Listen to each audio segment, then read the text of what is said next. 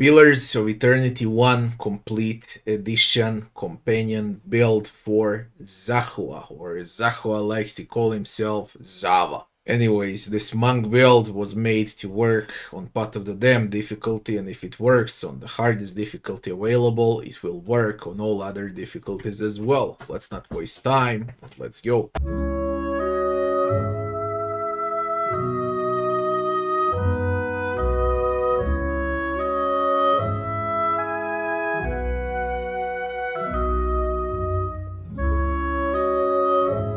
To say a few words about Zahua and a monk. What it is, DPS, classic bruiser. You can play monk with bunch of different weapons basically, including quarterstaffs, but the best way to play monk is unarmed, or better to say, with fists, without a weapon. What monk provides to the team is a bit of everything, but most of it is flat up tanking, single target damage, and that's about it. Does that mean how the monk is not a good class? Far from it. Monk is an extremely good class to play with, including this companion, Zahua. Let's level up monk. What we need is 7 points into survival and everything else goes to athletics. This is level 2, and for the very first talent we're gonna take mortification for the soul, extra wounds. Monk uses wounds. When he collects enough amount of wounds during combat, he is able to cast his powerful spells. So the first one is mortification of the soul, extra wounds. On the next level we go with survival and athletics on level 3, and then we're taking swift strikes. It's flat 25% attack speed for 10 seconds, only 1 wound required to cast this one. Very good that this is flat DPS. On level 4 we're going in survival and athletics again, and we say next. For the next talent, we're taking lesser wounds. In other words, we accumulate wounds faster. The more wounds you have, the more options you have to cast different abilities throughout the game. So now we're taking lesser wounds. On level 5, we're going into survival, and from this moment on, we just put up points into athletics, because now we reach damage reduction tier 2 with 7 points into survival. Now we're gonna take a bit of crowd control with Force of Anguish, because it can make enemies prone. Not only that it pushes enemies away, it also makes them prone, or better say, when they're prone, they're sitting ducks. So Force of Anguish on level 5 for the ability. On level 6 and beyond, all the points go into athletics, and we say next. For the talent, into offensive, we're going all the way down, and we're taking a 2-weapon style, because playing with fists counts as dual wielding. Okay, because you use both fists. 20% dual wield attack speed on top of the 25% from the ability means a lot of attack speed on a monk, a lot of DPS. On level 7 we're going with athletics, and for the next monk ability we're taking a bit of defenses. Now it's duality of mortal presence. You can pick whether you want deflection or all resists. Later about it. Anyways, monk ability, we're taking duality now. For level 8, we're going into athletics, we say next. And now, for the talents, into offensive, we're taking weapon focus on unarmed. Or better to say, we gain accuracy on fists. On level 9, we're keeping the points for athletics, and we say next. And for the next ability, we're gonna take a bit of AoE on a monk, because he does lack AoE so far, and we're gonna take rooting pain. Whenever he gets a wound, a huge shockwave bursts around monk, and he deals crushing damage to surrounding enemies. So, rooting pain this time. On level 10, we're going with athletics, we say next. And now, it's time to sacrifice some of that huge attack speed and DPS for extra deflection, so we're taking cautious attack. On level 11, we go with athletics. And we're getting even more tankier with a monk with the iron wheel, which gonna provide damage reduction per wound. You're gonna stack up wounds like crazy, so this provides extreme amount of defenses on a monk during combat. On level 12 we're going with athletics again, we say next. And now for the talent, again we're going into defensive, and we're taking superior deflection for even more tankiness and deflection on a monk, because he's already dealing a lot of damage as he is. Now we want to make him tanky. On level 13, we're keeping the points. For level 14, we say next. And now, for the monk abilities, we got two options. The first option is this Dichotomotus Soul, or better to say, this is a summon with two physical copies of a monk that also deal damage. One is flame, the other one is made out of ice. And the other ability is a Skyward Kick. Play with what you like, because both are valid. Kick is extremely OP, it makes enemies prone, it deals a lot of damage, while this one provides, well, two extra summons in a fight. Okay, now if I have to pick one, I would pick summons, because summons can delay enemies. Okay, they can distract enemies. You can buy some time to buff up with other characters and so on, so take the soul. On level 14, we're going with athletics, we say next. And now is the time to take the apprentice sneak attack.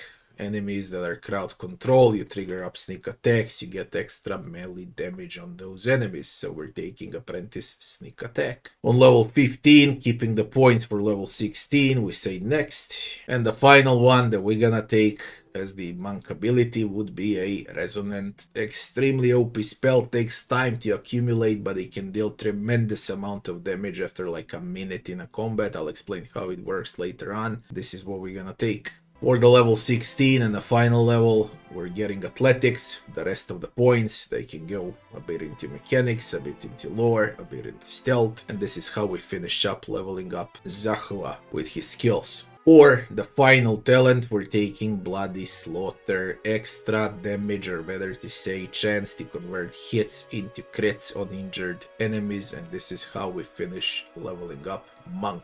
How do we play Monk? First of all, don't forget to trigger cautious attack, and if enemies, for example, are more into melee, okay, flat up enemies that use weapons, ranged or melee, then you're gonna go with Duality of Mortal Presence Deflection.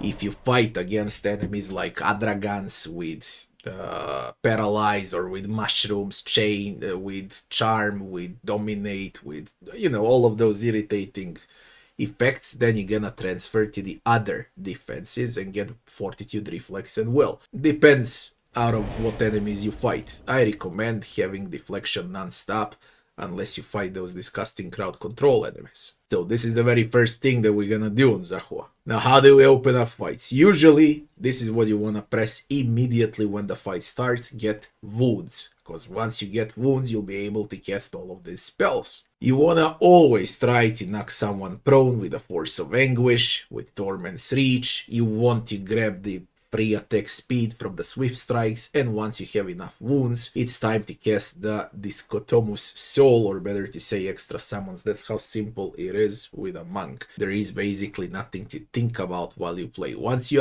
spam all of these spells and the fight lasts longer and you accumulate a lot of wounds, it's time to press the Resonant Touch and destroy all enemies in a circle around the monk. That's about it. What about itemization on a monk? If you opted in for fists, you leave weapon sets open like this. You don't equip any weapon.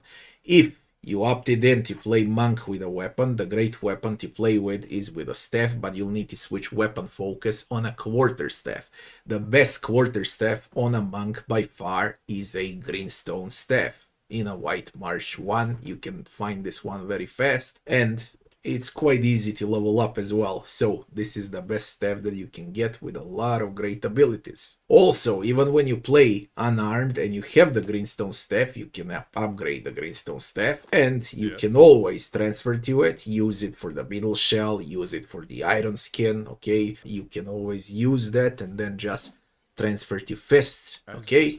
With another weapon set and fight after all of those self buffs. As far as other staffs go, these are the best quarter staffs that you can play with as a monk. Lavran's Stick, Guildmaster Staff, Taluntian Staff, and Wend Walker. What do I recommend? All of these quarter staffs are absolutely great, but the best one that merges the best with a monk is Flat Attack Speed Lavran's Stick, if you decide to play with a quarterstaff. If you want to play as a tanky monk, so that would be without a dare in your team as a fighter, as a tank, then you want to play with a Wend Walker. and that's the entire philosophy around quarterstaffs and a monk. But I do recommend to everyone to play unarmed because it's just absolutely insane. You can see the stats. What about armor? The best armor is Venata Rugia on a monk.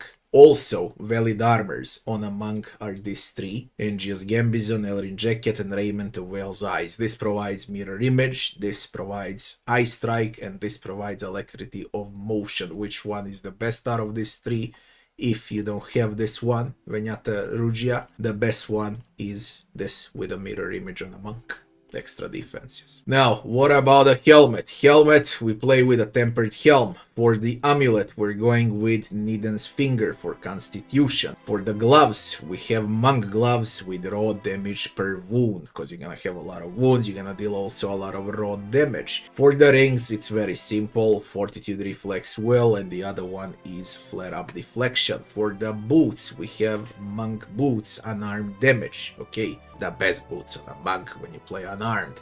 And for the belt, we got Broad Belt of Power for extra might and resolve, and that would be the entire philosophy around itemization for Zahua, for the monk. Is he worth playing? Not as much, because in White March most of the enemies are crush resist and he deals crush damage. Whether you decide to play unarmed or with a staff, most enemies are immune to crush damage, which makes monks as a class completely useless in the DLC, and you get this companion in a DLC, which is absolutely hilarious. But he is completely valid, for example, on other areas in the game, like PotD, Twin Elms, and so on. Then he's very strong, but as far as the DLC part, he's completely useless. Because that's how the game is, which also makes monk class, this game makes monk class quite useless because of some immunity enemies on this crushing damage. Other classes always switch between weapons, monks cannot, most of the damage is crush. Anyways, if you enjoyed the video, don't forget to like, share and subscribe, and I'll be seeing you on the next one. Thanks for watching.